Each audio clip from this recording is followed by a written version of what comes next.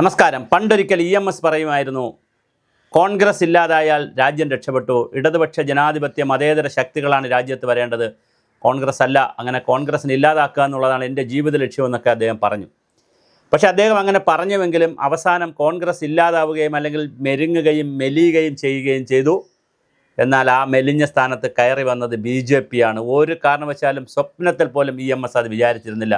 അതുകൊണ്ട് തന്നെ ഇന്ത്യയിൽ EMSൻ്റെ രാഷ്ട്രീയ പദ്ധതി പരാജയപ്പെട്ട പദ്ധതിയാണെന്ന് പറയേണ്ടി വരും.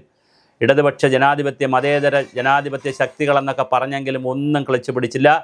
BJP ശക്തമായി കയറി വന്നു.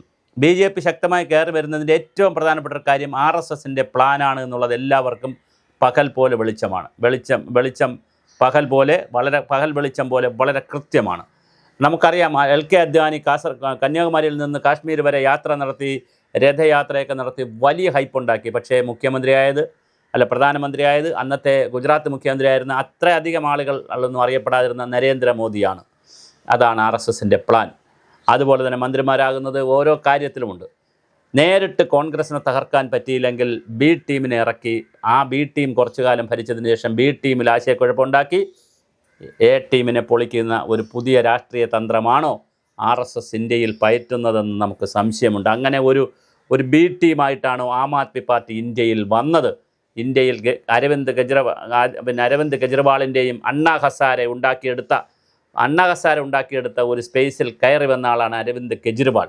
ആ കെജ്രിവാൾ ഇന്ത്യൻ റവന്യൂ സർവീസിൽ നിന്നും രാജിയൊക്കെ വെച്ച്, IRSൽ നിന്നും രാജിയൊക്കെ വെച്ച് ഡൽഹിയിലെ വലിയൊരു രക്ഷകനായിട്ടൊക്കെ വന്ന് വളരെ ചെറിയ പ്രായത്തിലെ മുഖ്യമന്ത്രിയായി.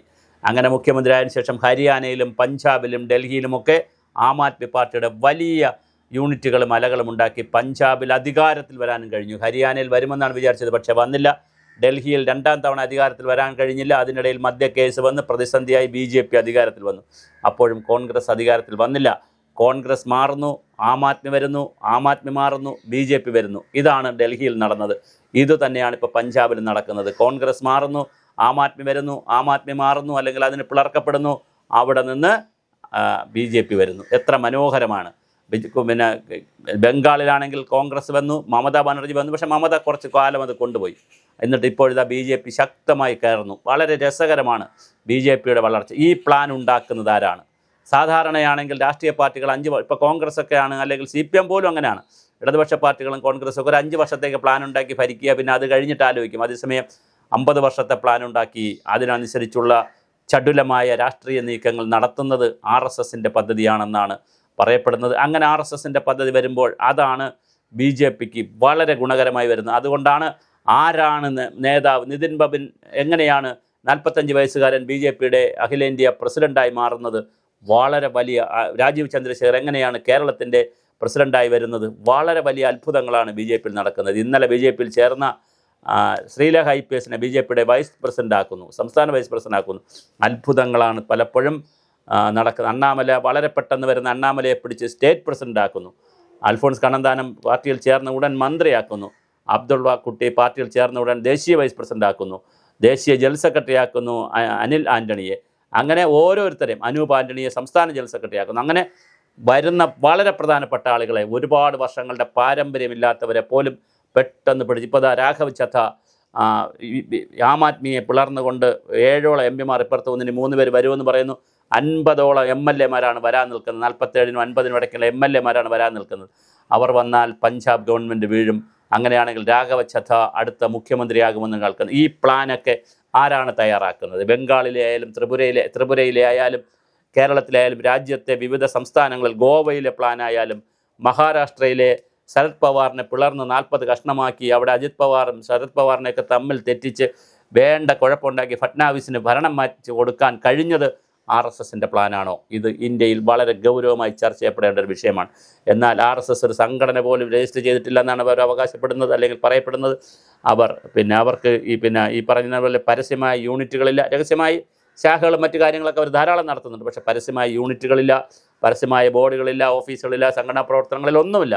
പക്ഷേ BJP എന്ന വലിയ പ്രസ്ഥാനത്തെ അവർ സേവാഭാരതി ഉണ്ടാക്കിയിട്ടതുപോലെ, വിജ്ഞാൻ ഭാരതി ഉണ്ടാക്കിയിട്ടുള്ളതുപോലെ, ആതുര രംഗത്തും ഓരോ രംഗത്തും അവർ ഒരുപാട് സമിതികളും കമ്മിറ്റികളും ഉണ്ടാക്കിയിരിക്കുന്നത് പോലെ ABVPയും BMSും പിന്നെ അതുപോലെ തന്നെ യുവജന സംഘടനകളുമെല്ലാം ഒരുപാട് ചാരിറ്റി സംഘടനകളും ഉണ്ടാക്കിയിരിക്കുന്നത് പോലെ അവരുടെ രാഷ്ട്രീയ പാർട്ടിയായിട്ടുള്ള സംഘപരിവാറിൻ്റെ RSSൻ്റെ രാഷ്ട്രീയ പാർട്ടിയായിട്ടുള്ള BJPയെ വളർത്തിയെടുക്കുന്നതിൽ, അതിൻ്റെ തന്ത്രങ്ങൾ ആവിഷ്കരിക്കുന്നതിൽ നാഗ്പൂറിൻ്റെ പങ്കെത്രയാണെന്നുള്ളത് വളരെ ഗൗരവമായി ചർച്ച ചെയ്യേണ്ട വിഷയമാണ്. എന്തായാലും ദീർഘകാല പ്ലാനാണ്. 47നെ കുറിച്ചാണ് അവർ 26-ൽ സംസാരിക്കുന്നത്. 26-27 വർഷത്തിൽ സംസാരിക്കുന്നത് 1947 സ്വാതന്ത്ര്യം കിട്ടിയിട്ട് 100 വർഷമാവുന്ന 2047നെ കുറിച്ചാണ് സംസാരിക്കുന്നത്. അങ്ങനെ 10 വർഷത്തെയും 20 വർഷത്തെയും 30 വർഷത്തെയും മുന്നിൽ കണ്ടുകൊണ്ട് വളരെ ഗൗരവതരമായ പ്ലാനുകൾ തയ്യാറാക്കി, സൂക്ഷ്മ പദ്ധതികൾ തയ്യാറാക്കി, ഓരോ സ്റ്റേറ്റിനും രാജ്യത്തിൻ്റെ വ്യത്യസ്ത സ്ഥലങ്ങൾക്കും വേണ്ടി പ്രവർത്തന പദത്തിൽ കൊണ്ടുവരുന്ന